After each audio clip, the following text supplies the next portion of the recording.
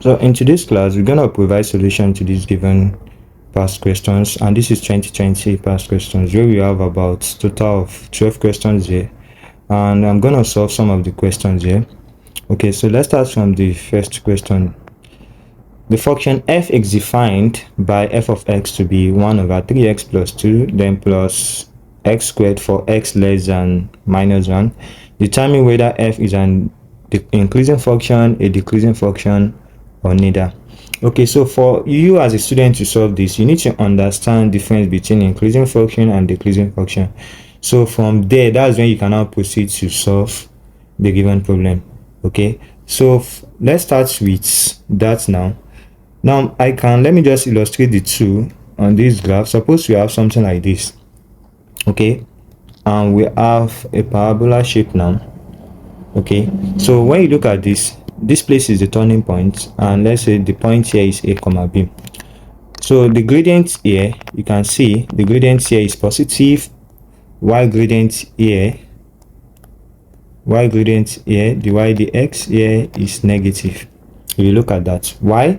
Because it is decreasing here, why the function is increasing here. Now from this graph now, we can see it clearly that the y dx is less than 0 when x less than a, and this is now called decreasing function. This is called decreasing function. Okay, and again, when you have this, when you have the y dx to be greater than 0, I'm talking about this now, this is greater than 0, that is when x is greater than a, when x is greater than a. So this is called increasing function. Okay, so now we have the condition. Now we know the condition for a function to be decreasing now, and the function to be what? To be increasing. Okay, now from there, now let's proceed with the given problem now. So the first thing now, it is obvious that you need to find the first derivative of this before we can determine whether the function is an increasing function or a decreasing function. So let's find first derivative of this given function. Don't forget you have f of x. F of x is given to be 1 over 3x plus 2, then plus x squared. I think that's what we have there. Okay, now we need to differentiate this. Let me change this color. Good. Now differentiating this now, we can rewrite this function to be 3x plus 2 all to the power of minus 1, then plus x squared. Okay, now let's differentiate. So this is f prime of x, this is minus 3x plus 2 multiplied by, we differentiate 3x plus 2, you have 3, and you have to subtract 1 from the power, so that would be minus 2 now, then plus derivative of x squared is what?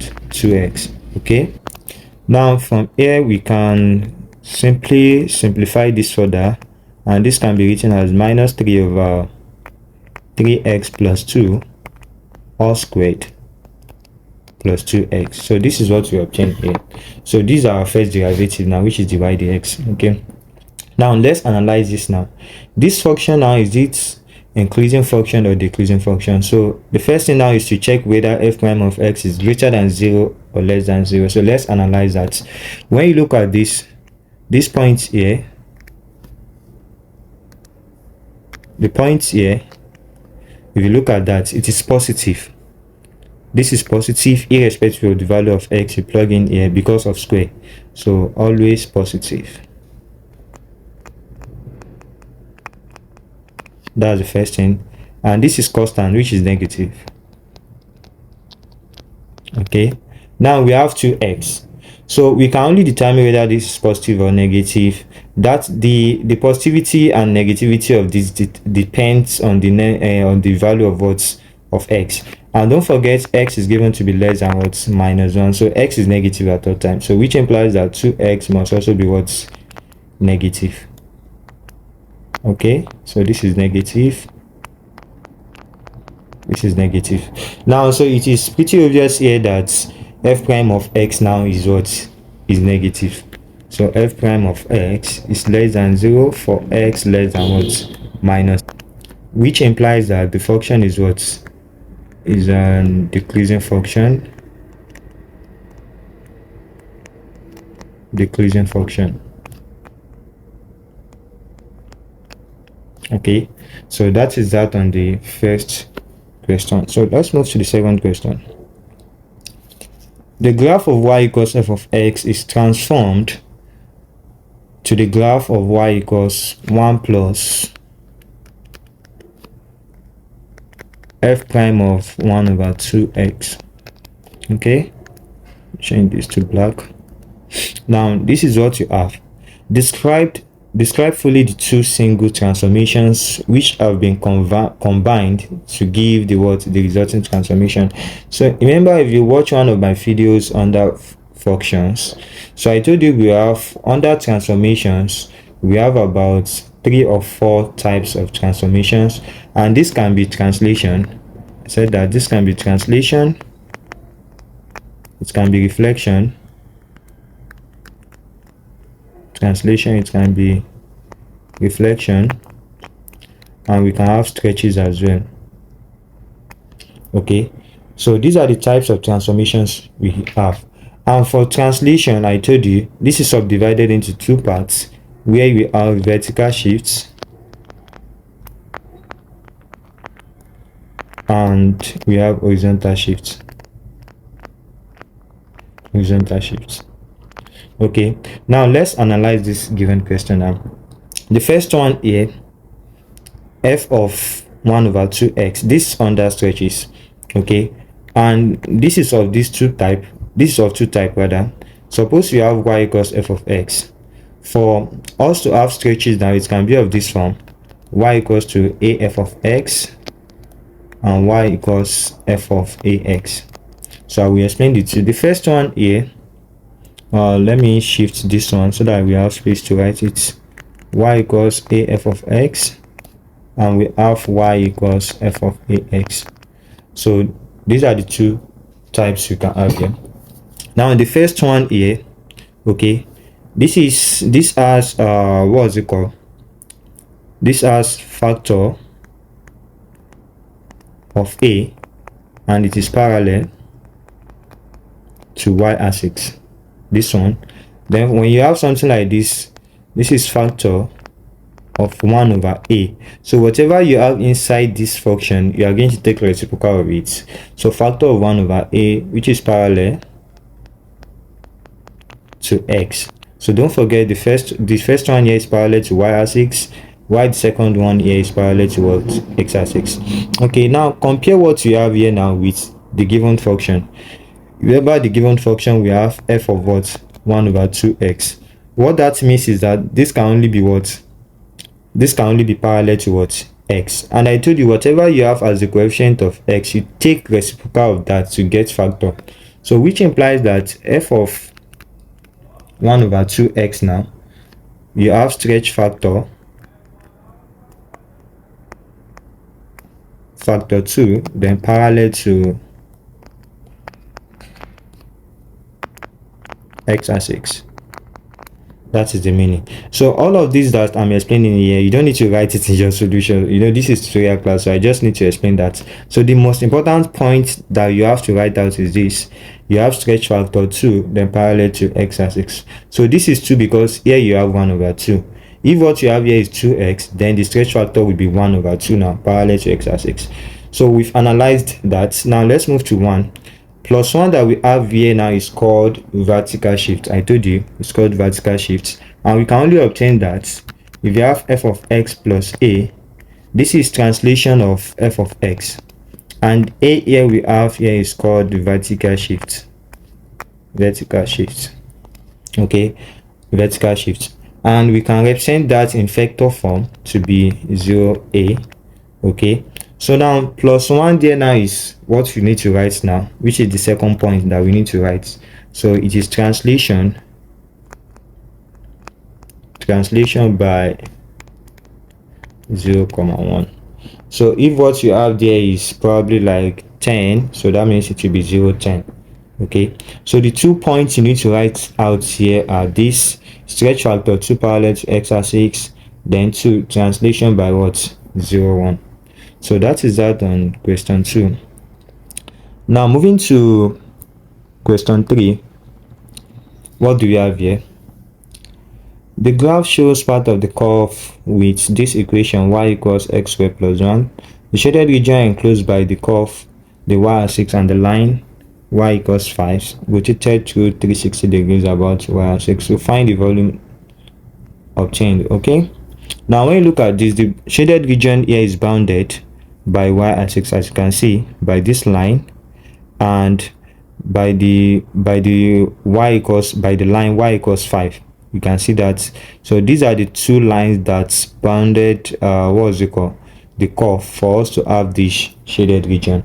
Now we need to find the volume of that. Now, okay, formula for that, we have it to be pi integral a to b x squared dy, or we can make use of this pi integral a to b y squared dx. So depending on what you are given. Okay, now looking at the given function here, we have the function to be y equals x squared plus 1. Okay, don't forget in the first one here, a b here are values of y and a b here are values of x. Okay, now let's look at this one. Now we have upper bound and lower bound to be 1 and 5, and the values here are y values, so which implies that we have y equals 1 and y equals what, 5. So for us to integrate, for us to pick this now, we must consider with respect to y because of the value of y that we have here. Okay, so let's consider something like this. Now I'm going to use the first question, the first formula, which is pi integral, so that will be 1 to 5 x squared dy, x squared dy. Okay, and I cannot integrate x with respect to y, so you need to make x squared as subject here. So x squared is what, 1 minus y from there, so we can now put it here. So this is pi integral 1 to 5 then 1 minus y dy. Is that correct? Okay, this should be y minus 1, that should be y minus 1. Okay, now let's integrate that. So if you integrate y, you have y squared over 2. If you integrate 1, you have y. Then we have lower limit to be 1 and upper limit to be 5. So by substitution now, you have pi 25 over 2 minus 5, then minus, you have to substitute upper limit first before lower limit. So lower limit now is 1. So when you put 1 there, you have 1 square, which is 1. That's 1 over 2 minus 1. Okay, so by the time you simplify this, because of space, this is 2 times 5, that's 10. 25 minus 10, that's 15. That's 15 pi. Okay, 15 pi over 2. And here, when you take xcm here, you have 1 over 2 here. Okay, pi. So, and of course, you eventually have 16 pi over 2, which is 8 pi. So that is the solution to question 3. Now moving to question 4. A curve has equation y equals x squared minus 2x minus 3. A point is moving along the curve in such a way that at p, the y coordinate is increasing at 4 units per second and the x coordinate is increasing at 6 units per second. Find the x coordinate of p. So let's write out the given function, which is x squared minus 2x minus 3. This is the first thing we need to write out. A point is moving along the curve in such a way that at p, the y coordinate is increasing. So that is rate of change. The y coordinate is increasing at 4 units per second. So which implies that dy dt with respect to time is 4. Okay, and x coordinate is increasing at 6 units per second. So that is the x dt to be 6. Then find the x coordinate of p. So we can only get that from dy dx. So let's start from that. Okay, we have dy dx to be dy dt times dt dx. If you remember this from parametric equation, so here you have dy dx to be dy dt, we have that to be 4. we have the x dt to be 6, so that implies that dt dx will be 1 over 6. And from here you have the y dx to be 2 over 3. Okay, now let's differentiate the given function and see what we have there. So dy dx of that, remember the given function is x squared minus 2x minus 3. So when you differentiate that, you have 2x minus 2. And now we've gotten dy dx to be 2, so you just equate. So which implies that 2x minus 2 is equals to 2 over 3. We've gotten that here. Dy dx should be what's it called? To be 2 over 3. Now let's simplify this further. So this is when you factorize 2 out, x minus 1, then 2 over 3. Of course, this will take care of this. Then you have x minus 1 equals 1 over 3. So x is equals to 1 over 3 plus 1. And this will eventually give us 4 over 3. And so since we are asked to find the x coordinate of P, so we don't need to find y again. So x coordinate of P now is what? Is 4 over 3. Alright. So you can see the questions are so simple, very simple. Now let's move to the number 5, to the next question. So solve the equation tan theta plus 3 sin theta plus 2 tan theta minus 3 sin theta plus 1 equals 2. And we are given the domain to be from 0 degrees to 90 degrees. So now whatever results we are going to get must be within this interval. That is the meaning of this. Okay, so let's start with the solution. So what do you think is the first thing to do here? Okay, yeah, you to cross multiply. So the first thing is to cross multiply. So you have tan theta plus 3 sin theta equals 2 in bracket of tan theta. I need to adjust this, sorry. Tan theta plus 3 sin theta plus 2. So by the time you cross multiply, you have 2 in bracket of tan theta minus 3 sin theta, then plus 1. So this is tan theta plus 3 sin theta plus 2. So use that to expand the brackets. That will give you 2 tan theta minus 6 sin theta, then 2 times 1 is what? Plus 2.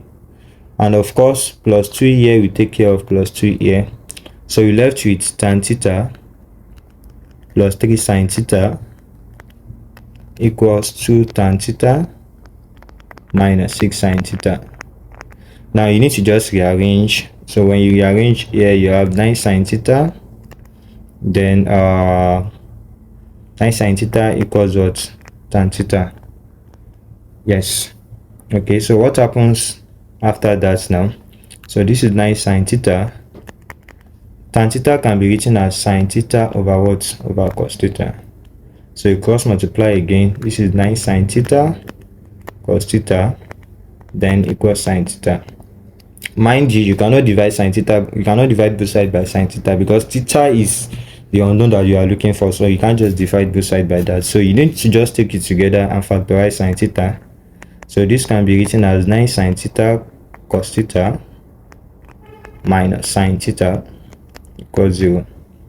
So when you factorize sin theta now, you left with 9 cos theta, then minus 1 equals 0.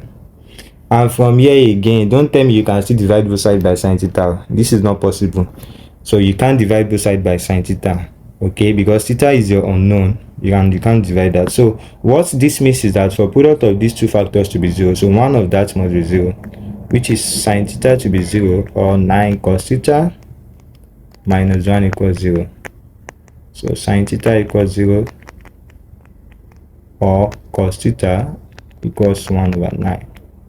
Okay, so what happens now? You have theta equals sine inverse of 0, or theta equals cos inverse of 1 over 9.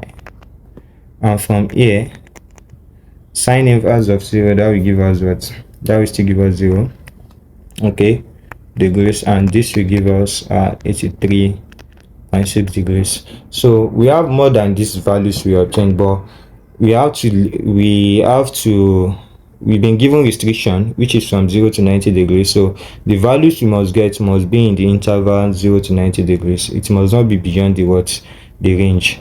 So which implies that the values of theta now is 0 degrees and 83.6 degrees. So we solve, how many questions have we done? We've done 5 out of 12. So in next class, I'm going to solve the remaining questions. So if you are just joining us today, kindly click on the subscription bell so that you'll be notified whenever I release a new video. Thank you.